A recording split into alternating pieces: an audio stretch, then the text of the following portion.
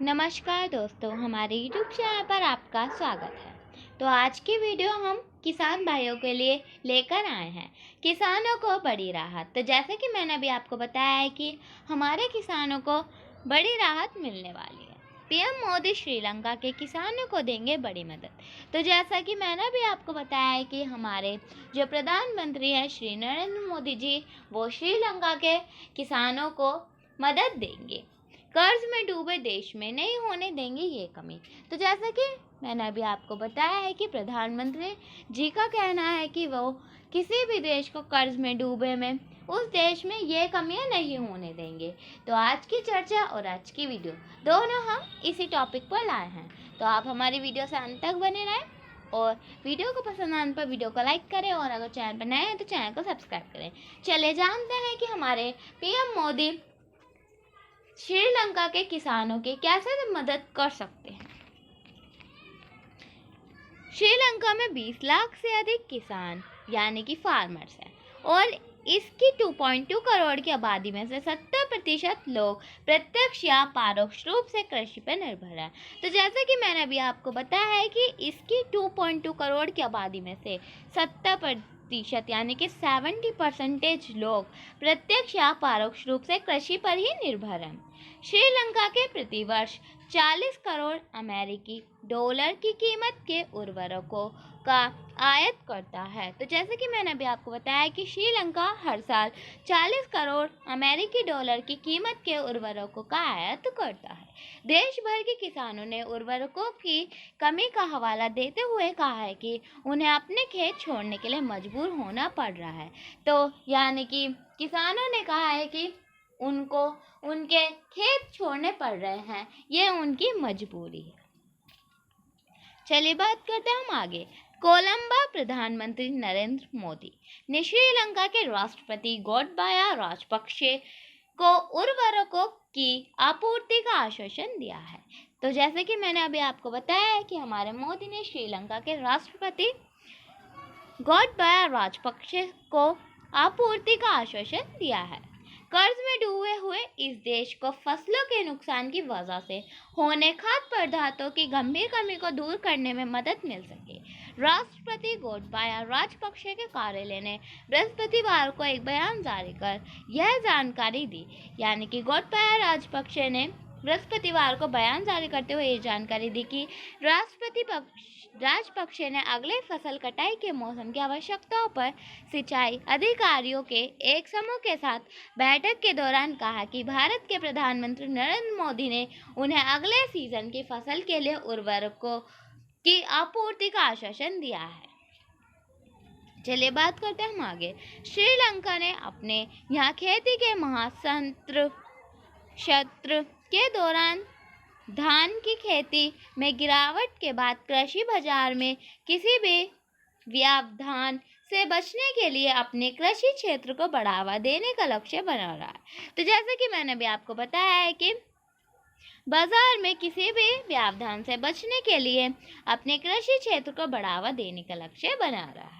यह श्रीलंका में धान की खेती का मौसम है जो मई से अगस्त तक चलता है। तो जैसे कि मैंने भी बताया कि श्रीलंका में ये जो महीना चल रहा है वह धान की खेती का मौसम चल रहा है जो कि मई से अगस्त तक चलता है। गौरतलब है कि श्रीलंका सरकार ने पिछले साल जैविक कृषि की ओर से चरणबद्ध परिवर्तन के तहत रासायनिक उर्वरकों पर प्रतिबंध लगा दिया था। तो जैसे कि मैंने अभी आपको बताया है कि पिछले साल यानी कि जो लास्ट ईयर गया है तब जैविक कृषि की ओर चरणबद्ध परिवर्तन के तहत रासायनिक उर्वरकों पर प्रतिबंध लगा दिया था, यानी कि रोक लगा दी गई थी। जैविक उर्वरकों की अपर्याप्त आपूर्ति ने कृषि उत्पादन विशेष रूप से चावल और चाय के उत्पादन को प्रभावित किया था और 50% फसल के नुकसान के साथ खाद्य पदार्थों की कमी का संकट पैदा हो गया। तो जैसे कि मैंने अभी आपको बताया है कि विशेष रूप से चावल और चाय के उत्पादन को प्रभावित किया था और 50% फसल के नुकसान के साथ खाद्य पदार्थों की कमी का संकट पैदा हो गया। राजपक्षे ने कुछ हफ्ते पहले स्वीकार किया था कि पूरी तरह जैविक खाद के उपयोग के लिए रासायनिक उर्वरकों पर प्रतिबंध लगाने का उनका निर्णय गलत था।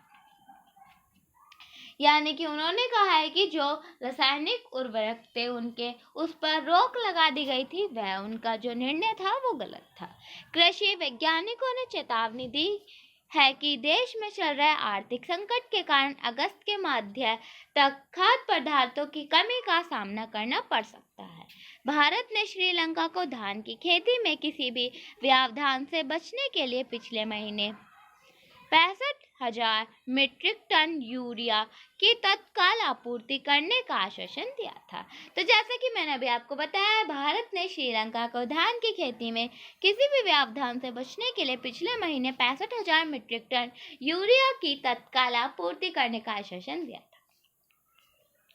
भारत से यूरिया के निर्यात पर प्रतिबंध के बावजूद श्रीलंका सरकार के अनुरोध पर भारत सरकार ने श्रीलंका को तुरंत यूरिया की इस मात्रा की आपूर्ति करने का निर्णय लिया है। श्रीलंका प्रतिवर्ष 40 करोड़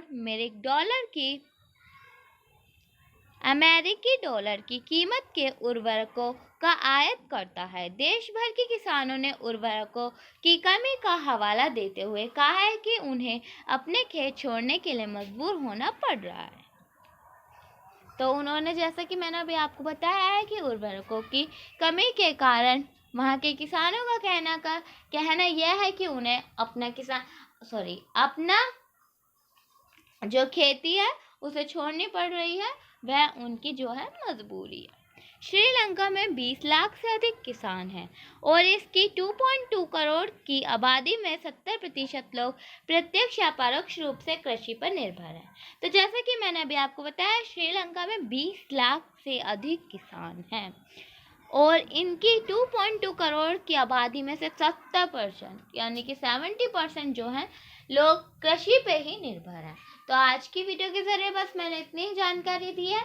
जो हमारे मोदी जी हैं, उन्होंने श्रीलंका को यूरिया की धान की खेती में थोड़ी सहायता की है, यानी कि श्रीलंका के किसानों को हमारे पीएम मोदी ने सहायता दी है। तो आज की वीडियो के जरिए बस इतना ही। मिलते हैं अगली वीडियो में अगली जानकारी के साथ। अगर आपको हमारी वीडियो पसंद आई तो वीडियो को लाइक करें और अगर चैनल पर नए हैं तो चैनल को सब्सक्राइब करें। धन्यवाद।